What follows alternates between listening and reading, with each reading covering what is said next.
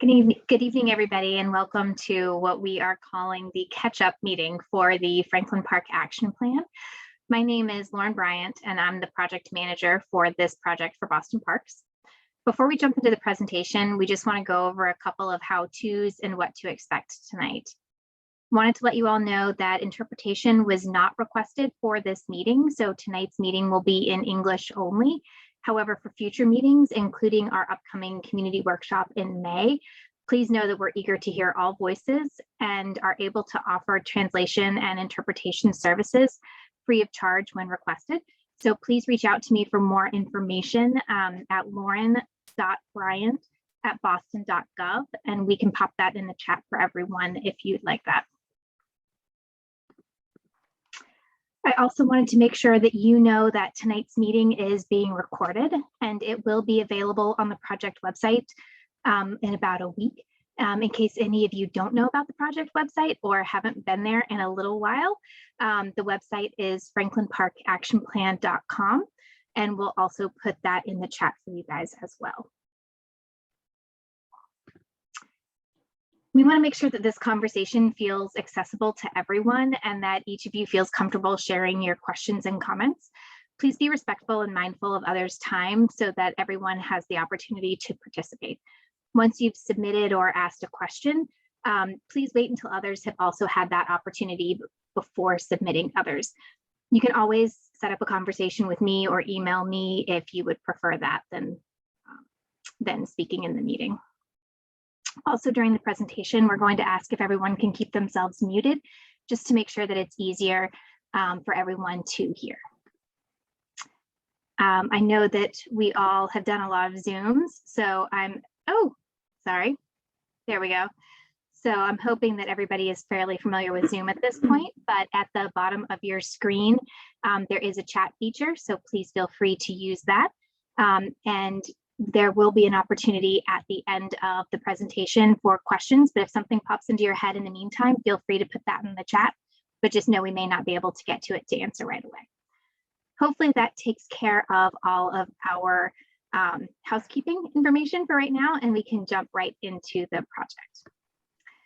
So we know it's been a little while since we had a full community workshop, and we took a little bit of a break with our workshops based on feedback after the March 2021 public workshop, where we reviewed the draft recommendations that more input was needed from the community. So we listened to that and we worked with the Franklin Park Coalition to have additional meetings around all of the edges of the park. We learned a lot from those meetings and several common themes came out of them, including having a better understanding of the process, understanding what an action plan is, how decisions are going to be made, where the funding comes from, and how the community is going to stay involved once this action plan process is over. And those are all really great questions, which is why we wanted to have this catch-up meeting prior to that fourth community workshop next month. Our hope tonight is to catch people up who've been involved to date, also to give a quick intro to people who may be new to the process. And also to try to help answer many of the questions that we got during that additional community outreach. During the additional outreach, there were also questions and comments regarding the recommendations themselves. And we just want to make sure that you guys know that isn't what we're focusing on tonight, but we'll be able to spend more time on that during the fourth public workshop in May. So on our agenda tonight, we're going to introduce our team, give an overview of the project, talk about what an action plan is and how it works and how prioritization will happen. We'll share various funding sources for future work and also give an update on several items that are already in motion at the park and give an overview of what to expect at the fourth workshop on May 17th. So just wanted to let you guys know there's a lot to cover, but we're going to try to get through that so we can make sure that we can get to any new questions or other questions that you guys have. So tonight, the City of Boston team for the project will be sharing information. However, we want you to know that the design team is definitely standing by and listening and is still very much involved with the project. The city team consists of Kathy Baker Eclipse, who is the director of the capital plan for Boston Parks, Liza Meyer, who is our Chief Landscape Architect. I know you've seen her a lot during this project. For those of you who may have joined late, my name is Lauren Bryant, and I am the project manager for this project for Boston Parks. And tonight we're also joined by Liz Sullivan, who is our Director of External Affairs. The design team for the project that you guys have heard from throughout the process is headed up by Reed Hildebrand and also includes Agency Landscape and Planning as well as Mass Design Group. So I know there's a lot to look at on this slide, and that's because the project has been ongoing for several years. We kicked the project off back in December of 2019 with a community leader meet and greet. And this was to begin to get the word out to the community about upcoming process and to gather the community contacts and to start to create conduits to help us get the word out to the larger audience in the community. We held our first public meeting back in January of 2020, which was pre-COVID, and we were able to have that in person at the Franklin Park Clubhouse and had a great turnout of over 200 people. At that workshop, we had a variety of stations where the community could interact and provide their thoughts on a variety of topics such as community connections, landscape characters, and park amenities. We then had to shift to virtual meetings before our second community workshop in June of 2020. At that workshop, we talked about 4 main topics, which were history, communities, connections, and ecology. Then we set up a series of focus group discussions throughout that June to zero in on each of those 4 topics. In March of 2021, we held our third public workshop, which also was virtual, and we talked about 4 big ideas that had come out of the conversations with the community up to that point. Those were amplifying magnet destinations within the park, clarifying movement and circulation, connecting and activating the edges of the park, and also unifying the park. And most recently, Boston Parks has partnered with the Franklin Park Coalition to attend a series of community meetings to gather further input into the process. These conversations happened during the summer and fall of 2021. And that's where some of the information we were talking about earlier came out of the questions that we're trying to help answer tonight. Tonight, as you'll see in red on this schedule, we're doing this catch-up meeting. And then the final community workshop for the action plan will be held on May 17th. We'll have a bit of information later in the presentation on how to access and register for that meeting. I do just want to note that just because it's our final community workshop, it does not mean that the public won't be involved in the process. The public will definitely be staying involved in the process. After gathering the additional input at that meeting, the design team is going to finalize the action plan this summer. The current plan is to publicly release the action plan at the end of the summer or fall of 2022 with a fall public comment period. And then after that comment period, there'll be implementation and also future community process. And we'll be sharing how that works a little bit later in the presentation. The other thing I just wanted to say is if you did not get an email from me or the project team about this meeting and want to make sure that you get future updates about those other meetings and how to continue to stay involved, please either share your email address in the chat or feel free to send me an email and we can add you to our email list. We'll put my email in the chat for you again, and it's lauren.bryant@boston.gov. The other thing, because again, there's been a lot of meetings up until now, we want to make sure that you guys know how to find that content in case you want to review any of it or take a look at it before that May 17th meeting. So looking at the project website, which again is franklinparkactionplan.org, if you look at the resources tab, underneath there, you'll find the presentations from our first few meetings and also videos of the meetings themselves that were done virtually. So hopefully that will help you guys to catch back up and make sure that we're all ready to jump into that 4th community workshop. So now we're going to do a quick chat about what to expect from the action plan and how does that action plan work. One of the comments that we heard during our additional outreach was that people didn't fully understand the process of the action plan.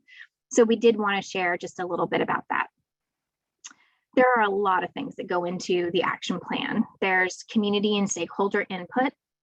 This comes from the many different engagement opportunities that we've had. Not only all of the public meetings for this project, but also the surveys and emails that the community have sent to us, input from past Franklin Park projects and the Pathways projects as well, 311 input in terms of things that we know the community has concerns about.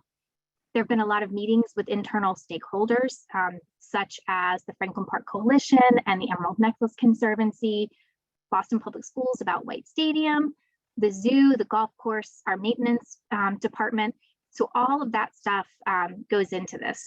The design team has also done a site analysis and information gathering, and then they created a lot of design studies that take into account the feedback and the input that we have received. And all of that goes into the action plan. And then out of the action plan come the recommendations. So we wanted to talk about sort of what happens as we roll out that action plan. So these recommendations are going to vary. Some of them are big picture ideas about the vision of the park. Some of them are about care and maintenance.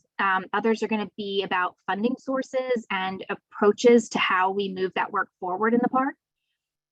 Some of the recommendations will be individual projects. And I think that's a lot of what we've heard at some of the past meetings, which is why some of these other things are really important to talk about.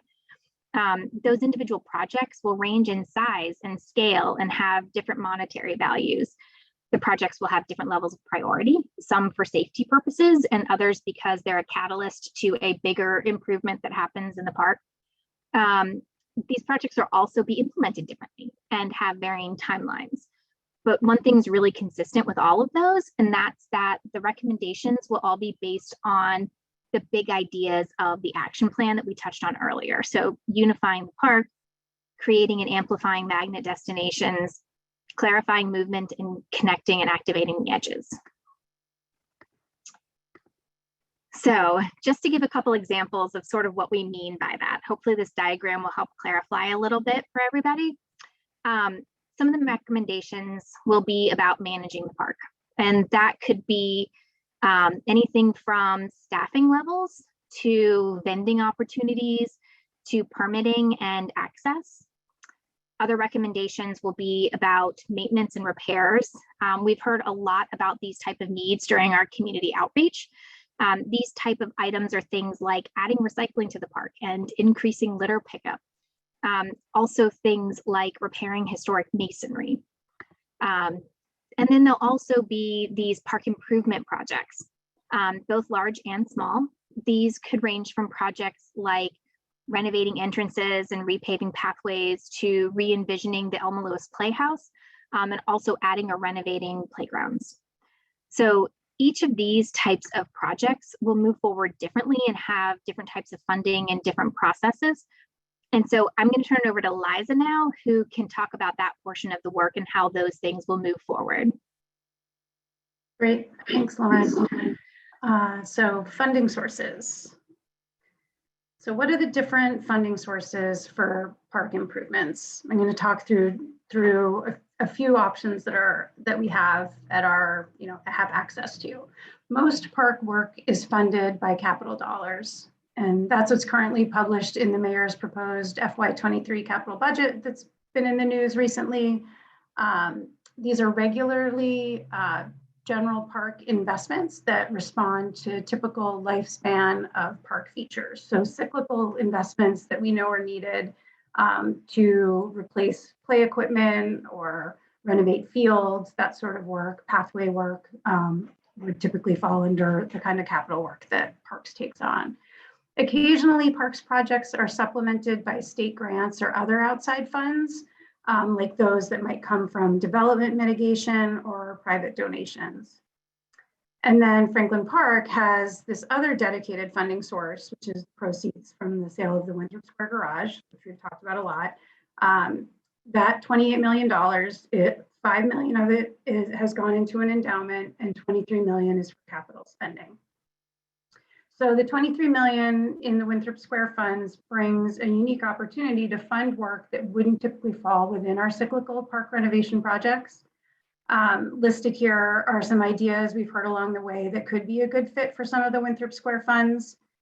And it's important to note that we're aware that the sum total costs of all the potential projects that might come out of the action plan will far exceed 23 million.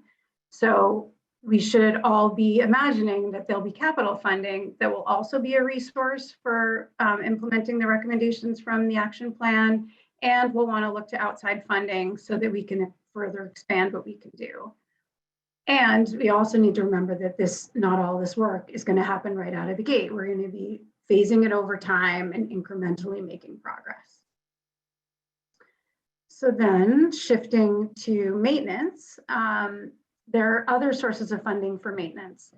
And most park maintenance work is funded through the city's annual operating budget, which is what covers staff, costs, salaries, materials, and equipment. And then on top of that, we now have the $5 million from the Winthrop Square sale that have gone into this endowment. And the endowment will be funding additional maintenance and providing additional maintenance and operating funds for Franklin Park, which will be distributed annually. And we're going to get more into that a little bit further in the presentation tonight. And then maintenance work is also supplemented by volunteer hours.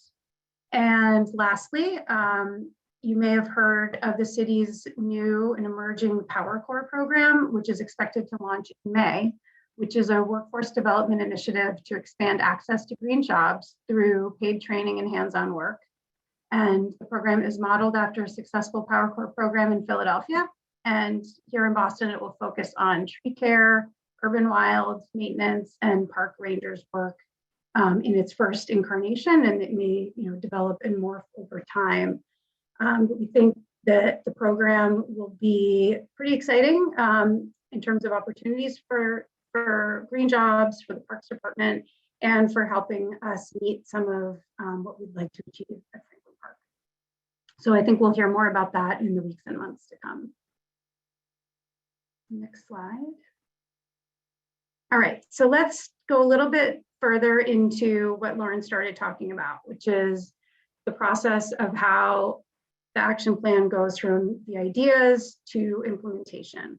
So the action plan proposes many recommendations, park improvements, park care, and management, and we'll review them at the May 17th public workshop and talk about how we prioritize and what should happen in the nearer term versus the longer term. Go to the next slide. Let's first talk through the process of what would happen when an action plan recommendation becomes a park improvement project. This diagram shows the general process we anticipate will follow to get from an action plan idea to a final built project. And it may not be the most elegant of diagrams, but it outlines the process, and I think it is indicative of the fact that these processes are not always perfectly linear. There's a lot of pieces that feed into project development. But, and Lauren, can you do your cursor as I talk about this, just because it's hard for people to necessarily know where we are. But so we'll start with an action plan recommendation, and that will begin to inform a design scope and general project costs that would emerge from it. And then we'll work with the city's budget office to determine initial project funding to start design. And we'll want to consider strategies for funding construction as well. From there, we'll hire a designer who will advance the action plan recommendations through more detailed design studies. So this involves deeper site analysis, considerations of grading, utilities, adjacencies, ecology, maintenance implications, historic significance, all these things that go into design development as a project moves forward. At the same time, we'll be getting community input, usually through a series of public meetings like we've been doing for the action plan, sometimes surveys. They may be in person. I mean, I think we'll see how things move forward, as time goes on. And then at the same time, we'll also be working with other city departments, park stakeholders like the zoo, the golf course, PPS, as well as our partners at the Coalition and the Emerald Necklace Conservancy. And pretty much all of the work we do at Franklin Park will require review and approval by the Boston Landmarks Commission. So that's a phase we would anticipate with every project that happens. And in some cases, the Conservation Commission would be involved as well when there are resource areas that are potentially impacted. And alongside all of this, we'll be considering the proposed changes to sites like the Shattuck Hospital site, or projects at White Stadium, or projects that might happen at the zoo. All of these, or projects that could happen at the edges of the park, not within the park, boundaries necessarily, but beyond and across the street, because all of those could have impacts or offer opportunities that we should be responding to. So all of this, as we move through the process, could result in a refinement of the initial project scope or budget. It may result in a project being phased that we thought we could do in one construction cycle, and it may impact how we approach funding sources. So there's an iterative nature to the whole thing, but it eventually will get us to a point where we'll have a final design plan that's ready to be constructed and then obviously maintained going forward. And then we can move on to maintenance. So park improvements and maintenance work go hand in hand, and we're aware that maintenance of Franklin Park is of major importance to the community.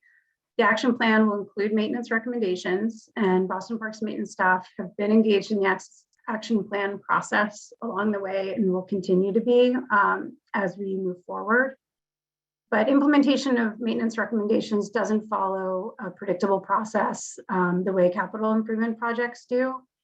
So just a reminder from the earlier slide that you saw, maintenance work is funded through our operating budget, but we also have the Franklin Park Trust.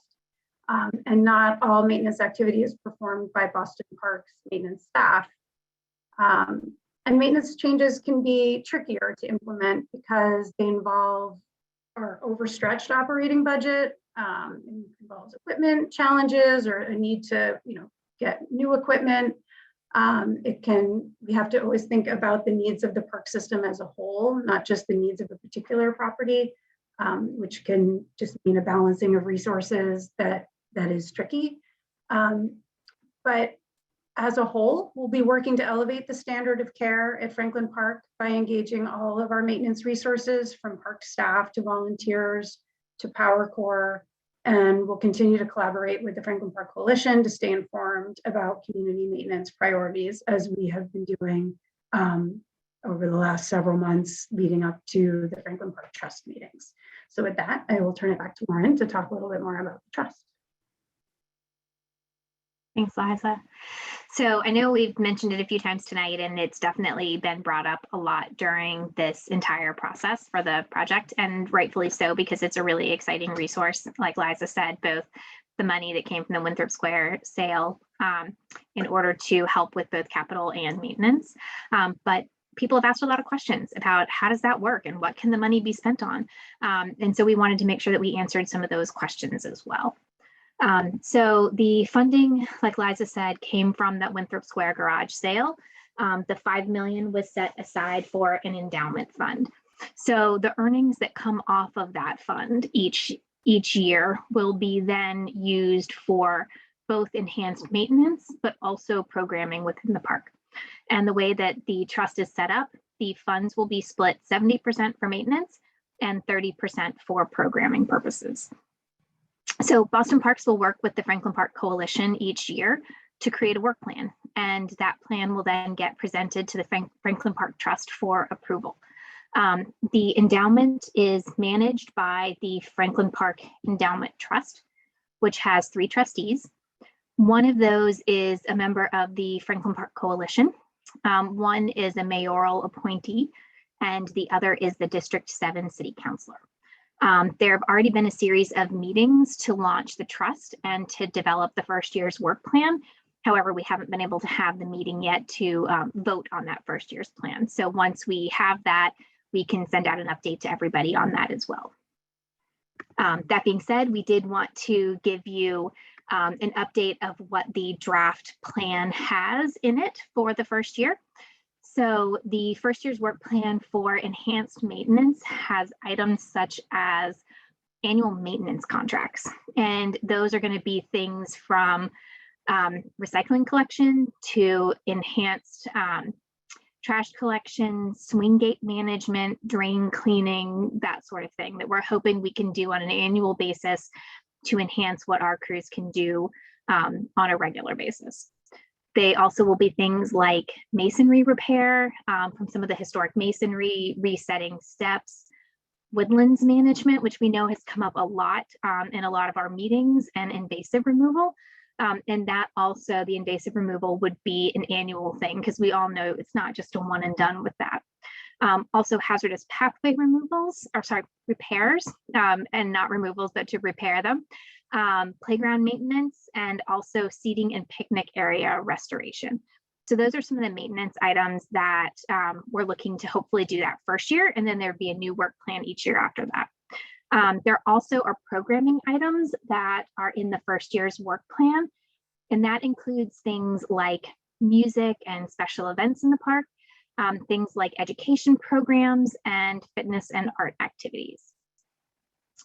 And then, like we said earlier, there are some things that we've already gotten underway in the time that we've been working on this action plan. And so we wanted to just give an update because we're really excited that we've been able to move some of these things forward.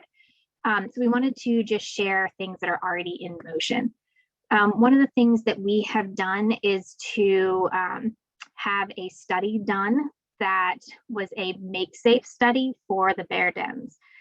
We all know the condition that the bear dens are in, and we all want it to be a safer space for people. So we have done that make safe study to see what needs to be done in that area. And very excitingly, we have funding that has been included in the mayor's proposed FY23 budget to implement those make safe recommendations. And that is once the property is transferred back to the city of Boston. So we'll talk about that in a second. In addition, Parks has met with Boston Public Schools Athletic Department to talk through possible collaboration at White Stadium. And improvements to the White Stadium field and perimeter areas have also been included in Mayor Wu's FY23 budget. And a building assessment for the stadium is also included in the proposed BPS budget. There have been several maintenance and repair projects that have been happening in the park, and some of you may have seen some of those, including some wall repair that was completed along Seaver Street, drainage work at Circuit Drive near the Shattuck, also fence repair along Circuit Drive at the Cemetery Road Bridge. On the management side, like I said earlier, the Franklin Park Trust has been formed and the first year's work plan has been drafted. Conversations with the state regarding the land transfer of bear dens and PBD Circle have started. And there have been several collaboration conversations with BTD regarding blue light stations, which you may have seen have been installed in the park on the edges of the park, and also Circuit Drive traffic control measures.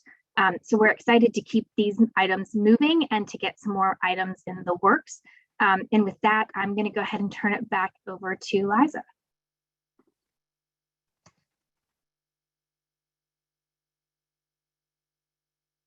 Hang on, sorry, I was muted. So how to catch up. And if you are just tuning into this project, or it's been a few months because we haven't been holding meetings recently, we want to just remind you where you can find project information. So the project website, which is franklinparkactionplan.com, is a great way to take a look at the engagement to date. You want to go to the resources tab, which is where you'll find all of the presentations from past workshops. And then you can also look at the other tabs. There's one that has the project team information. And then there is one called Latest News, which is essentially blog posts that have provided updates of project content along the way. So when there's been a survey, the results of that survey are posted there under Latest News. So it's maybe not recent news now, but it was recent when it was posted. So take a look there and get caught up.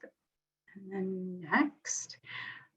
There are also multiple ways to, if you, again, aren't getting emails about this project and haven't been, you're just tuning in now, there are places you should look and submit your email so that you can get updates going forward. So again, you'll see it on the project website.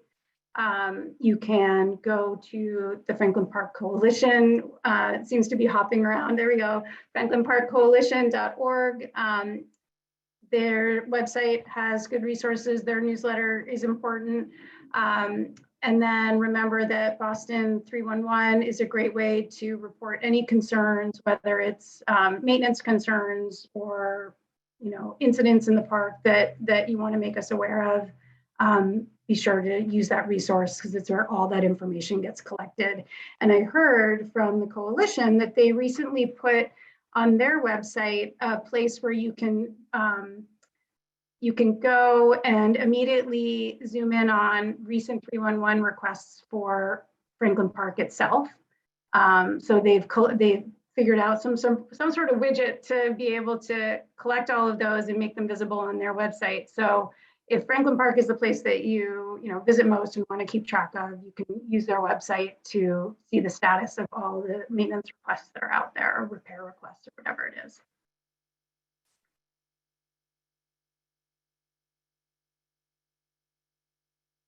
Did I cover everything in that, Lauren? I think so. Okay, I'll keep going. Yes, you did. Right, workshop 4. So this is what's coming up on May 17th. And I think if we go to the next slide, you might recognize some of these signs or have received a postcard in the mail. So we sent out around 3,000 postcards to addresses around the park. The signs are up in the park. There were emails that came from Boston Parks, but also shared through our park partners. So you may have received the email from multiple sources, or maybe you found out about the meeting by regularly visiting the project website. However it might be, make sure you register. You don't have to, but it's great if you register beforehand.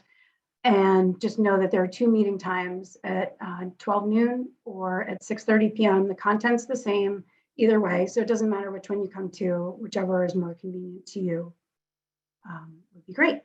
And I don't know if you can see the QR code from, it may not pull up for you to be able to register directly off the QR codes here, but you can go to the project website that Lauren just dropped in the chat and register right now. And on the next slide, I think we have a quick overview of what we'll be doing at that last meeting. So this meeting will be led by the design team again. You'll see or hear less of Lauren and me and more from them. And there'll be a quick recap for people who might have missed tonight, just so that people know what we covered. But we will have this meeting posted for people if they want to watch the whole thing on video on their own. And then we'll also do a recap of the proposed action plan, big ideas and projects, since it's been a little while since March when we were all together. And then we will be talking mostly about prioritization. And we gathered some info after the last public workshop in March in a survey to hear from people what their biggest priorities are at the park. So we have some initial information, but building from there, we want to have discussions in breakout rooms, focusing on different sections of the park so that we can hear from people, beyond just a survey format. And I think we should have enough time that night for people to go between a few different breakout rooms and talk with different people on the project team and hear from lots of different voices, and should be a really productive day. So please join us then. And that's pretty much the end of our content tonight. I'm just going to do a quick plug for 2 things that are coming up before we shift into Q&A and with this content. So this slide was shown at the beginning of the meeting for anyone who joined right on time or a minute early. The Parks Department updates our open space and recreation plan every 7 years, and we're working on an update right now. So we launched a survey just a week or so ago, and it's available in 11 languages. You can get to it by snapping that QR code or visiting boston.gov/openspace. The survey covers all aspects of the services we provide at the Parks Department and will be informative for our work over the coming 7 years. So we really hope to receive as many responses as possible. If you are willing to share that address or the QR code, or just let people know that the survey's out there, it would be much appreciated. And then the next thing that we want to show is that over the next 2 months, we will be throughout the city at the annual Mayor's Neighborhood Coffee Hours. So they start on May 4th and go all the way until the end of June. There's roughly 2 a week. You can see the locations here. We just dropped the link in the chat of if you want to go and write them down, or copy all of these, or the one, frankly, probably one closest to you is what you'll want to copy down so that you can attend one of these. We'd love to see you there. Will be the usual coffee hour opportunities. We'll also be talking about the urban forest plan at all of these. And we will be also talking about the open space plan with anyone who's interested. So lots to do, and it'd be great to see some familiar faces in person. So hope to see you there. So now we can go back to Q&A or discussion here tonight. And thanks everyone for your patience in listening to all of that content from Lauren. So Lauren, there was one question that I'm hoping you can answer better, that was in the chat, that I'm hoping you can answer better than I can. How do we discover BTD's traffic control measures for Circuit Drive? And I think if you could talk a little about that work. Sure. There isn't, the work hasn't happened yet. It's just conversations that we're starting. And what we went to BTD with was a lot of the concerns that we heard throughout the community process for this project, talking to them about what the options are that are out there. There are a couple of projects that we've talked to them about speed bumps, we've talked to them about crosswalks, we've talked to them about all of those different types of things, possibilities of things that we've talked about during these meetings of, do we have an event where we close Circuit Drive during the weekend so that there could be a special event that happens? We also are talking about, are there swing gates that control traffic at certain times of the day, or certain points to help with some of the noise and the traffic. So there are a bunch of different things, and no decisions have been made yet, but they're very excited to partner with us and help us figure that out. I don't know, Liza, if you have anything else to add to that particular topic. The only thing I would add, and this isn't quite, it's not Circuit Drive at all, but they're also looking at around the perimeter of the park, and people may have seen some of the proposed work, for instance, improved crossings on American Legion Highway to get across that road. So it's not only Circuit Drive, but there are obviously improvements throughout.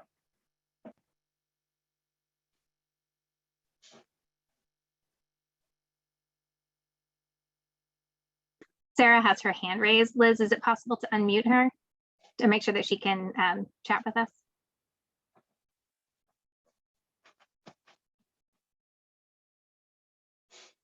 Hi, everyone. Thank you. I have a few questions about the Shattuck Hospital site perimeter. I know you said you aren't including the site itself, but the edges, like Morton Street, makes the Scarborough Pond access stranded, and I think that's really unfortunate. And not just for that, but the edge should still feel like a park. I think you all know what I hope happens with the site, but if we're not talking about that, at least the heavy traffic on Morton Street should realize they're adjacent to a park. And related to that, the opposite edge by the picnic area adjacent to where the cottages have been built, the state dumped a lot of wood debris and trash. It's like leaning against the chain link fence. I put in a 311 request yesterday, I think it was, just to get them to clean it up. And the answer was, oh, that's state.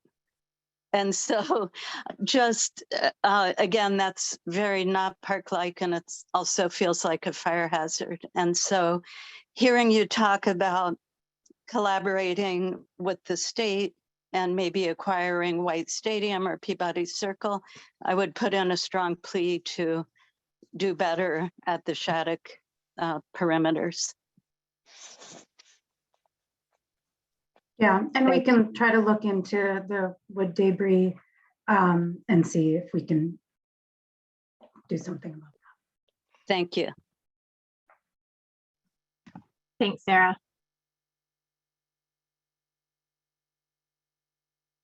Kathy, were there any other, I wasn't following along in the chat while we were presenting. Was there anything else that we didn't get to or that you didn't get to address in the chat that we should look at while? That was the only one while during the presentation, but Christine had a couple of questions about what happens with the interest from the $23 million capital fund. And I don't know the answer to that. I don't know the answer to that. I think it's invested in a different way than the trust is, but we can try to find that out.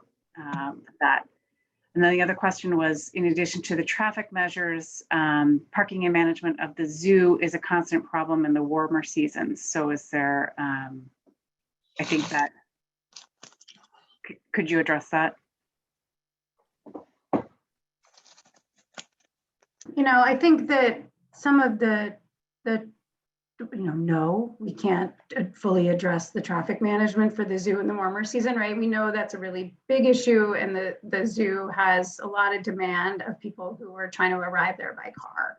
So there's no sort of easy fix within the confines of what we can achieve in the action plan, because we're trying to make sure that the park serves many, many, many purposes, not just meeting all the parking needs for the zoo in their peak times. But that doesn't mean we can't do better in terms of meeting their needs in the space that we have. So there are recommendations that will be developed in the action plan around improving the zoo parking, like at the sausage lot, to make it more efficient and functional, and have better stormwater management and better tree cover and all of those things that will make it a high quality parking area. That's not going to solve all the zoo parking issues, but we'll see what we can do as we roll out the improvements that are recommended in the plan, and hopefully move the needle on some of the parking demands in the park so that it works well for everybody.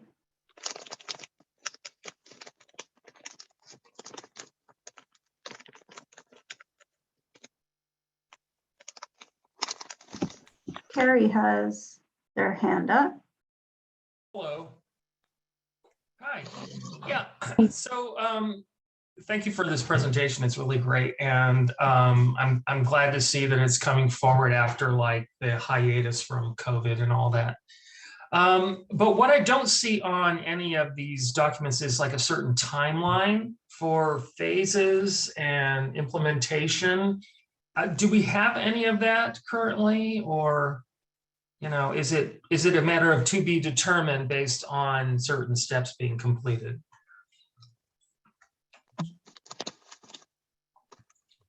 So I think we don't have a timeline yet. We know that the action plan will be a guiding document for this park for many years to come. I think it's reasonable to see this as a 25-year plan, and it could be a longer term plan depending on how things go. But that doesn't mean that we want all the work to stretch over that period of time. And I think that's some of those conversations are what we're going to be tackling next week. Oh, sorry, we all keep saying next week. At the next meeting, which is in May, on May 17th, we'll be talking about priorities and, as things, projects that are considered higher priority and feasible to move forward sooner. We will be moving on as soon as we can. Staffing in terms of project rollout is a consideration on the parks end, but we have funding, and we have done the planning work, or we're nearing the end of the planning work to really be able to roll into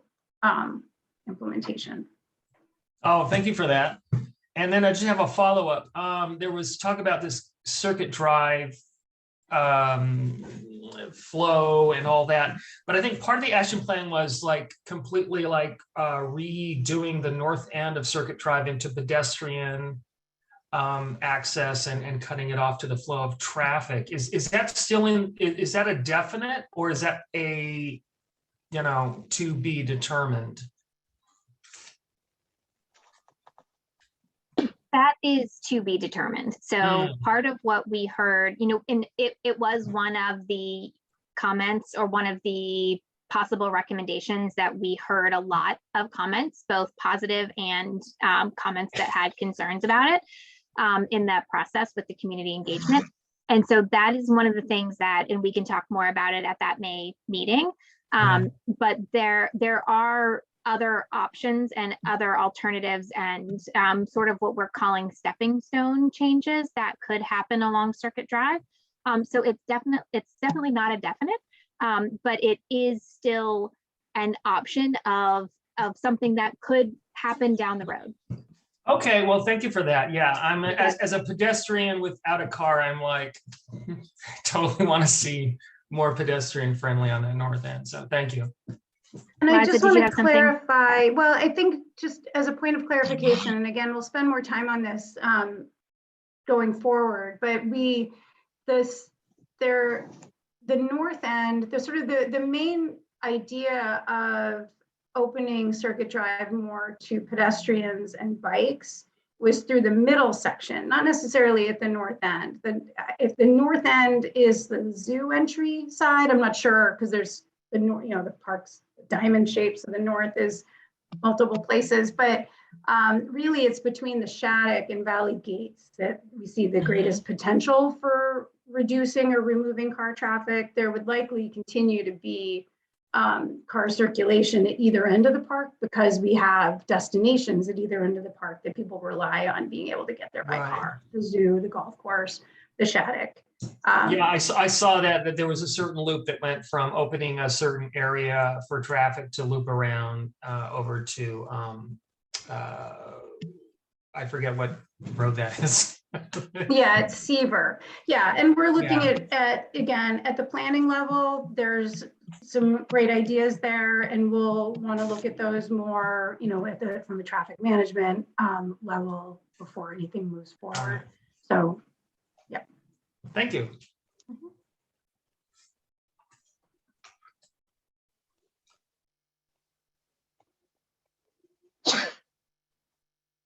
Are there any other questions from anybody that we can help answer?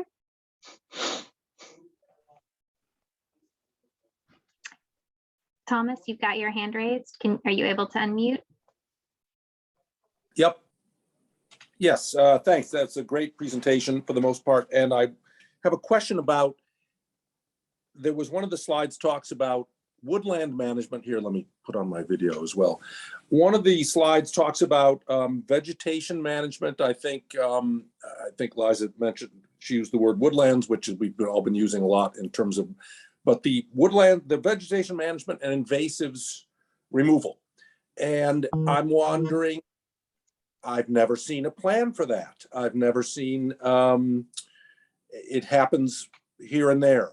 ENC has a heritage tree program, which is why we have some very concrete benchmark.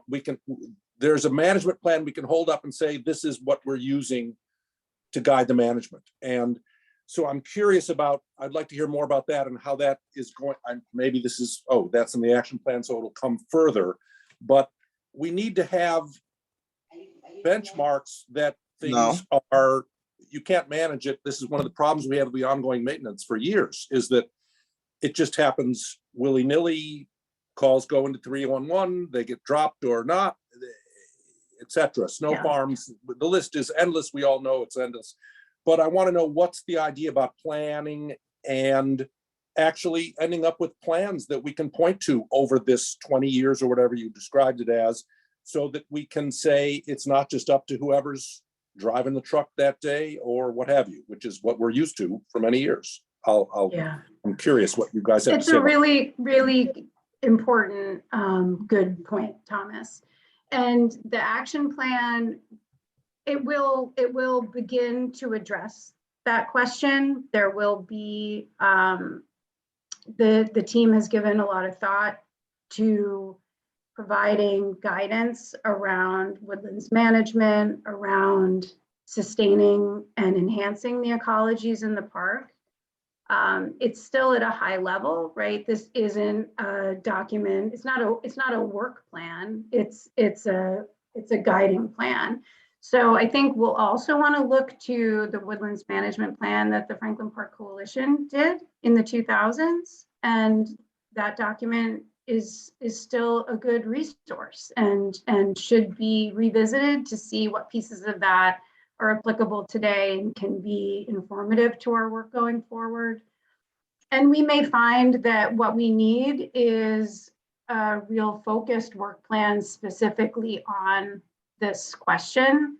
And that may be one of the products that emerges from this work. I think we know that this is forever work, right? It's not something that you can do for a year or two and then call yourself done.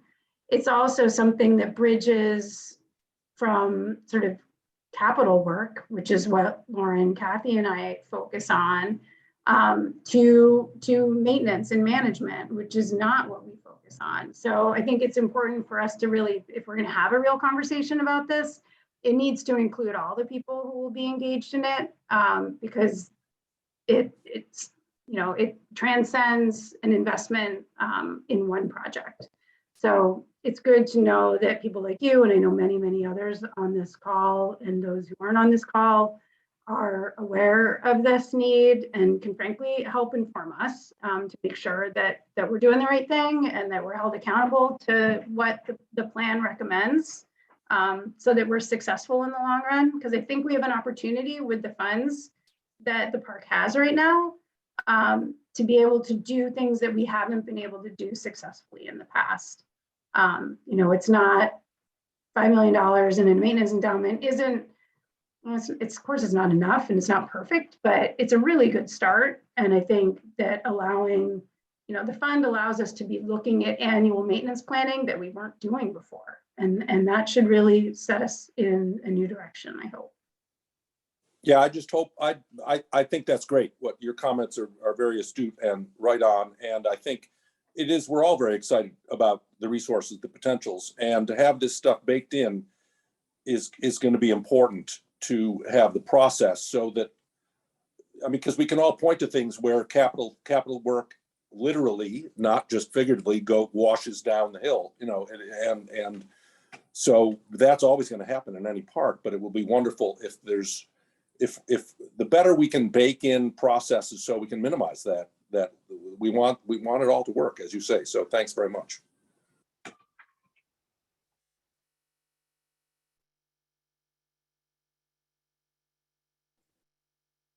Clayton, can you unmute? Sure. Hi, thanks. I have a couple of, I have many questions, but I have a few that you guys might be sort of uniquely qualified to answer, and particularly in the sort of smaller setting. I'm curious about what actually triggers the action when we get from the recommendations of the plan to, I understand there are going to be some regulatory hurdles here and there, but who decides that these are the recommendations that we're actually going to implement? That's the first question. The second one has a little bit to do with, and this is a slightly personal bugaboo over the golf cart bridge over Scarborough Pond. I'm curious about whether or not the action plan planners are going to inform this community of people that have been involved in the planning and engaged with this process about things like the Landmarks Commission and the Conservation Commission hearings that may or may not come up depending on what's in the action plan ultimately. Because in the past, at least from my experience, even though those are public hearings and they raise a small flag somewhere, it doesn't necessarily engage with the people who are most engaged with Franklin Park. So that's the second one. And the third one is does the release of the maintenance funds, I think you've answered this, but I just want to make sure. Does the release of the maintenance funds depend upon the ultimate approval of the action plan itself, the sort of capital side of it, or is that beginning immediately, more or less? Thanks. Oh, for sure. I'm going to try and answer those. I may need Liza to jump in on the first one, but I'll try to answer the second two right now. So in terms of the maintenance funds, they are not contingent on the action plan. That is something that what they're contingent on is the approval of the trustees that make up the endowment trust. That is, even though that the funding is sort of tied because there's funding for both the capital and the maintenance endowment, they are separate, but the action plan and all of this great information that we have gotten from the community is going to help us inform what goes into those work plans, but it's not contingent on it. The other question was about landmarks, and I think that's a really great point and a really great comment. So in the past, when we have those projects that Liza sort of outlined how those capital improvement projects happen, there'll be a community process involved with that. And when we start those projects, one of the things, and Liza and I've talked about this, and we don't know exactly how it's going to work yet, but we've built this great contact list, right, from all of these engagement opportunities that we've had throughout this process. And so when we start those community processes, we've got this great network now that we can get that information out to people that says, you know, whether it's a new playground or whatever that capital improvement is, we can say we're doing this project. And as part of that process and part of that design process, we'd be going to landmarks and or conservation commission if it's applicable. And during that community process, we can absolutely make sure that whatever landmarks hearing or conservation commission hearing is applicable to that project, we can make sure that you guys know as part of that process when those are happening, because we do love to have advocates there to help us with those types of things as well. So we can definitely let you guys know as part of those processes. And then I will be honest, I did not get everything written down for that first question. So if you could remind me what that one is, and Liza or I could try to tackle that one. It is perhaps just a technical thing, but I think all of us that are participating in this are presuming that we'll get to the end of it and there will be the recommendations of the Franklin Park Action Plan planning process. And what triggers the actual action part when we get to that point? Who's the decider that says, yes, we're going to do this recommendation and perhaps not that recommendation? How does that process likely to fold out for those of us? And it's really just mostly expectations management as much as anything. I think, well, we've begun that a little bit just through the survey after meeting number 3 to say, like, what do you want to see happen first? So we have a little bit of information there. And then it's not so much about whether or not anything I might want or this or my neighbor might want, whether that's going to be part of it. It's when the action plan process itself releases their final, these are our recommendations report. What's the triggering? Who's the decider that says, yes, we're going to implement all of this in the recommendations? I mean, I'm assuming there'll be some, a fair amount of massaging in the background to make sure that there's some alignment there. But I just want to know who flips the switch when the report and the recommendations are released by you all. Yeah, no, I don't. It's not. There's no straight answer there. It's not any one person, but. And there's going to be so many things that are in the action plan that there is no like, and off we go. Now we're going to do it all. We're going to slowly be chipping away for years and years and years. So there will be a lot of factors. I think those factors will include what we hear from people at meetings like this, what we hear from our park partners, what we know is in greatest need of investment based on our collective experience in using the park or maintaining the park, trying to make sure that we don't spend all of our attention in one particular area and leave other areas untouched. And I think, we've been talking with the design team and they'll probably articulate some of this next week. What are the kinds of projects that can unlock other kinds of projects can be a catalyst for change, the kinds of changes people really want to see at Franklin Park. And can we be really thoughtful about, maybe there's a smaller project that happens, but through doing that smaller project, it allows us to use a space differently. And by using that space differently, it'll really activate a part of the park that people haven't been using as much or something like that. So I think we'll have to always be trying to balance a lot of different factors. And again, I mentioned this before, but staff time will be a factor. How many projects can we move forward at once will be a limiting factor, frankly. We will have money and we will have a plan, but we will only be able to do so many things. So, and I think we'll want to figure out a method for circling back. And I think some of that will come through the meetings we have regularly with our park partners at the coalition and at the ENC.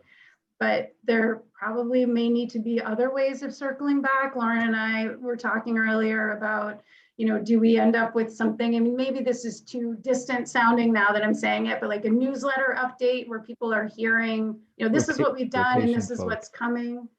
So I think there's a lot of ideas, but we don't have a particular game plan yet. Okay. Thanks. Liza, there was a question in the chat that I didn't know the answer to, and you might. Do you know, in terms of the 28 million from Winthrop Square garage sale, why the 5 million was the value that was set aside for the maintenance endowment? Was there a rationale for that you know of? I don't know.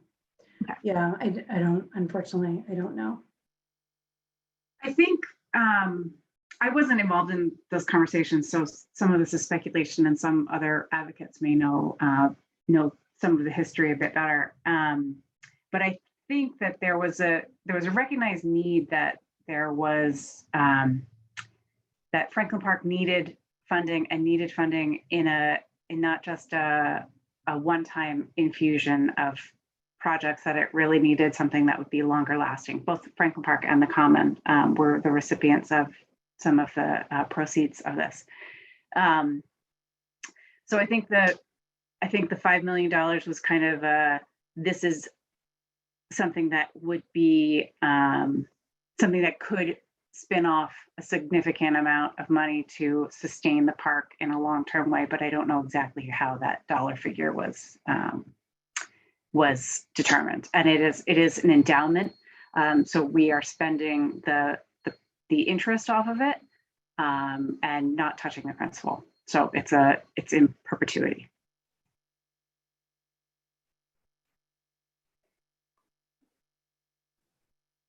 I agree with the chat comment that, yeah, it doesn't sound like enough. We certainly would love to see it be more. We'll see in the future. Maybe we can grow that into something more, but it's a good start.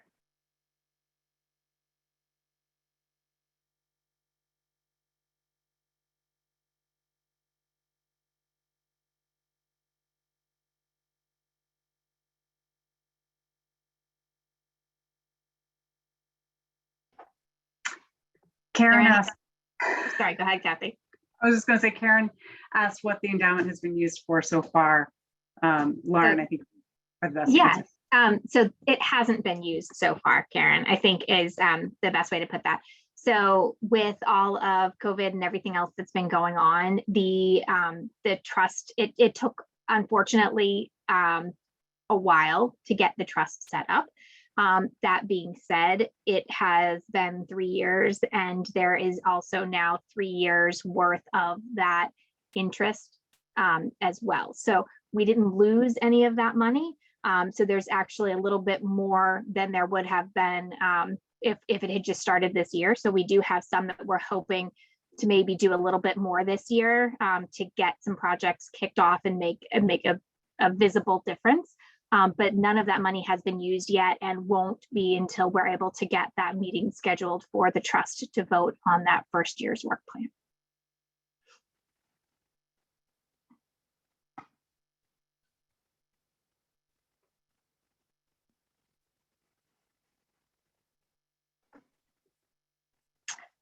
I'm not sure that we have a specific target number, although like Liza said, it would be great to grow that.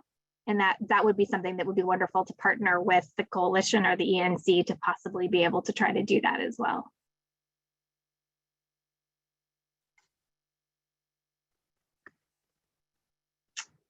Are there any other questions that anybody has for us? And thank you, Kathy, for dropping in there again, how to register for that May 17th meeting. Because we definitely would love for everybody to be able to join us for that. Haven't dropped the open space link in lately.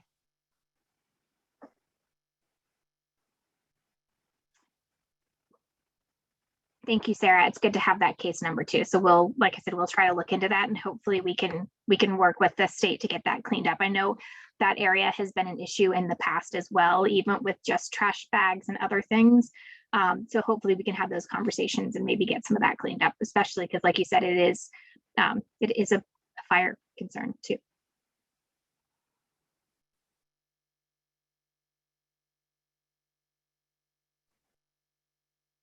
So yeah, Karen asked what types of things we're planning to fund in case the ENC or community would like to help grow or provide ways to leverage. And I think once the trustees, I don't want to answer for Lauren, but I think once the trustees have voted, I think we could share out that the work plan and always collaborate with our friends. Absolutely. And we can definitely report back out once that vote has been finalized, but I just shared again the presentation, and these are the actual things that are in that first year work plan, if that's helpful to see. Kevin, you've got your hand raised. Are you able to unmute yourself? Yeah, can I be heard now? Yes. Yes. Just a quick explanation, if you could, and maybe some more detail about the conversations with the state. It's come up as far as Sarah bringing up that horribly trashed out barrier between the fences that's filled up with lots of wood as well as lots of plastic and junk. But in the larger scheme of things, what's the update on the transfer of custody of the bear dens on the one hand, and I guess you mentioned Peabody Circle as well. So can you just update us on that and how long, what kind of challenge that might be or obstacle it might be for those parts of the plan, those parts of the park? Sure. Do you mind unsharing, Lauren? Just because I don't know, I find it hard to talk to people and I can't see them. So the update is DCR is in a time of transition because the governor will be leaving and we'll have a new governor, and they have an interim commissioner who is not necessarily going to be their long-term commissioner. So we are at a currently, and it's not going to last forever, but we are currently at a time where it will be hard to move much forward with DCR, but they were very receptive, I will say, and very much on board with resolving for sure the bear dens property transfer. And I would say supportive of Peabody Circle as well, but acknowledging that that's a more complex place. So it was maybe a little bit harder to get the clarity of support at Peabody Circle in the conversations that we've had. So we are working internally on our side to understand the process and do as much as we can on our side so that when we have a situation at the state level that allows us to move this forward, we will be ready to jump on that. But we really have to, we really have to just be patient while there's leadership changes, because that can slow things down. Liza, will the giraffe parking lot, sorry, will the giraffe parking lot be transferred from the state to the city? Will the what? Sorry? Giraffe parking lot be transferred as well? For some reason, you keep cutting out. So Sorry, I have too many wind tabs open. Will the giraffe parking lot be transferred? No, because that is the draft parking lot is the parking lot on the other side of the zoo. It's the one on Pierpont Road. Yeah, that would not be transferred. That's part of the zoo property. So the zoo property is a bubble around that whole section in the middle of the park. Peabody Circle is separate from that, and the section of Pierpont Road that the zoo uses for parking is part of the area that they have jurisdiction over.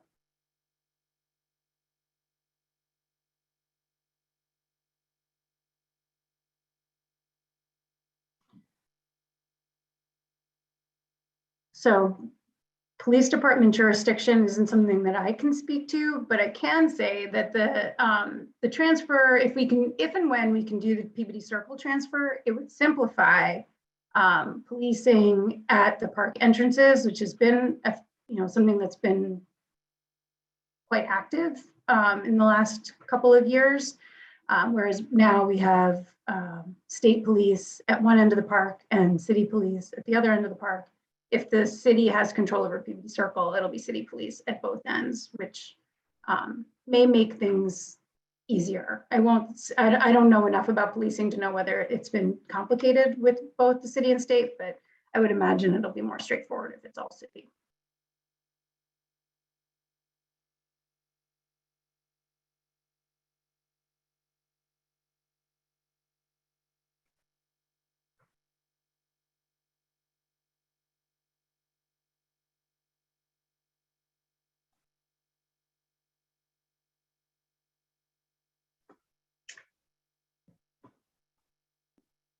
Liza, the question was around, or maybe Lauren, the mayor's representative to the trust. Are they going to be available, I assume, to the public, or will they be invisible? I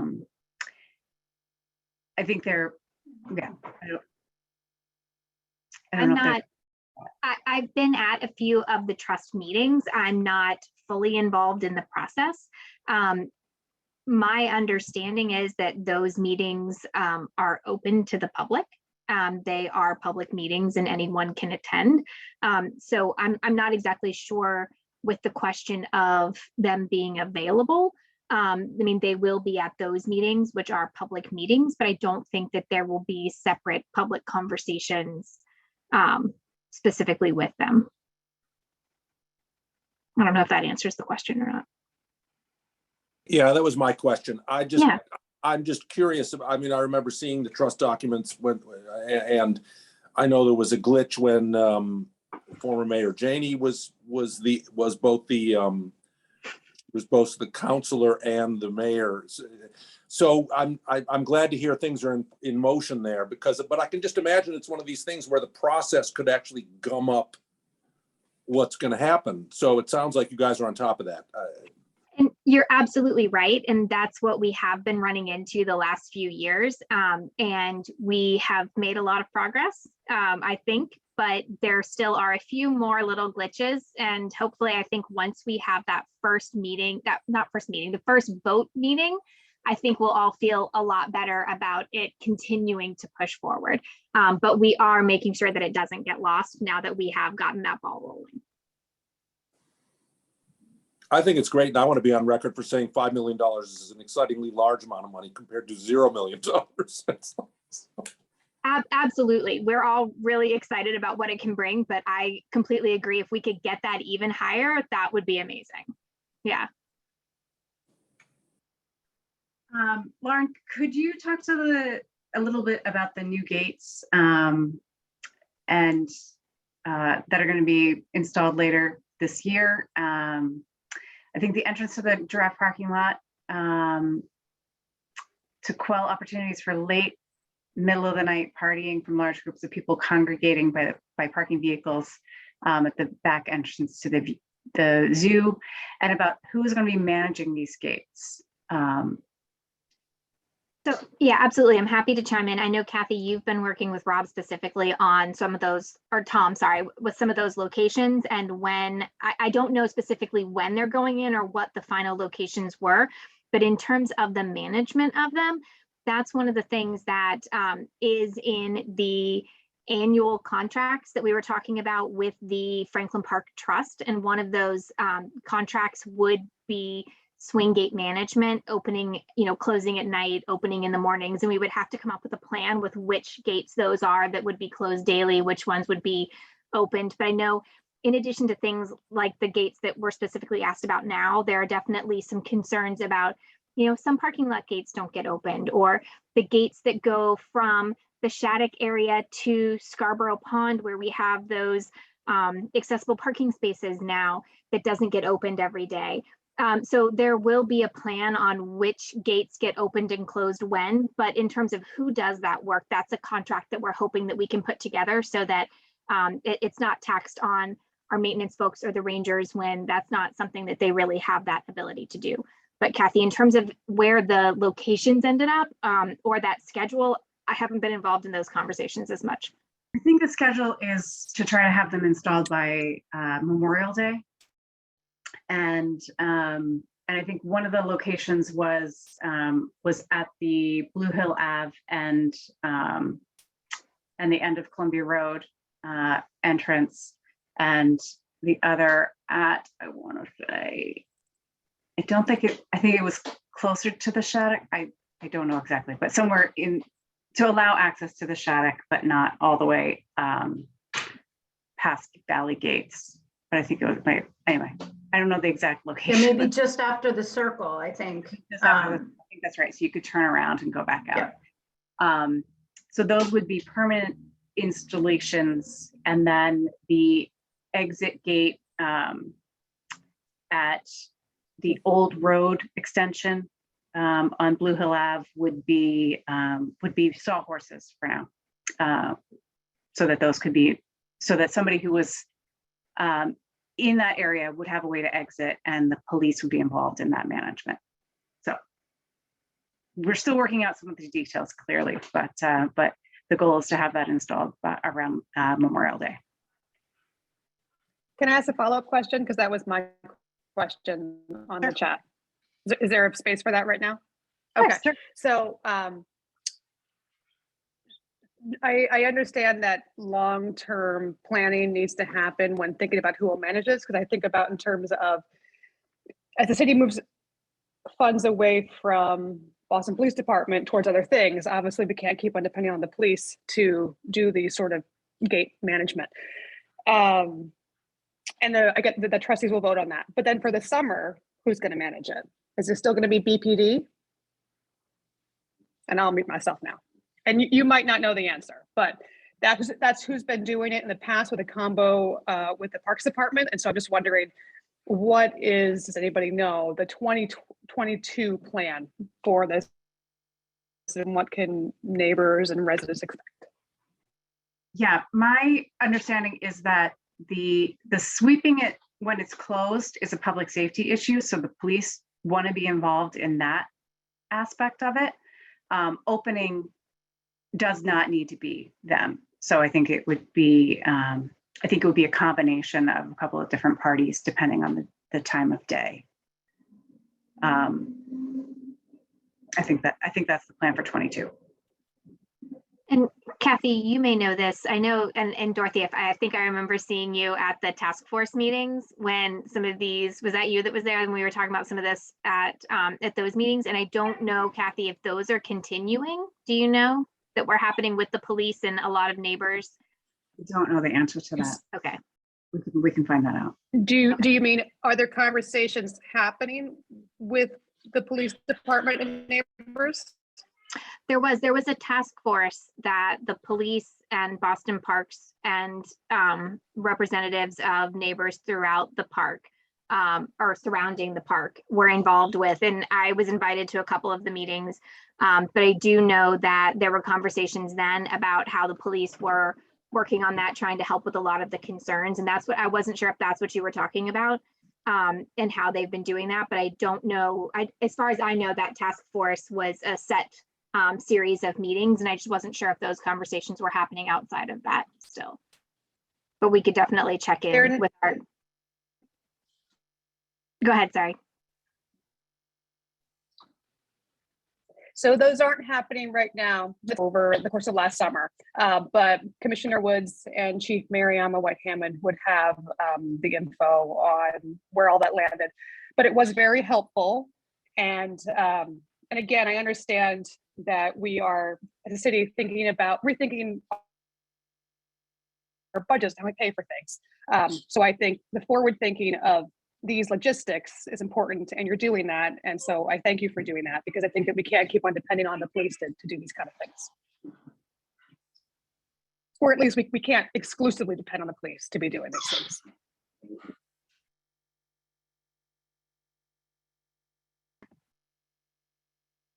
Absolutely.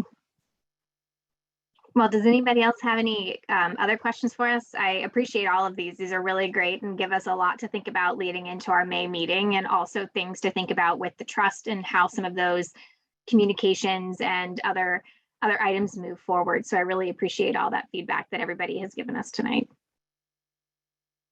Does anybody else have anything else for us?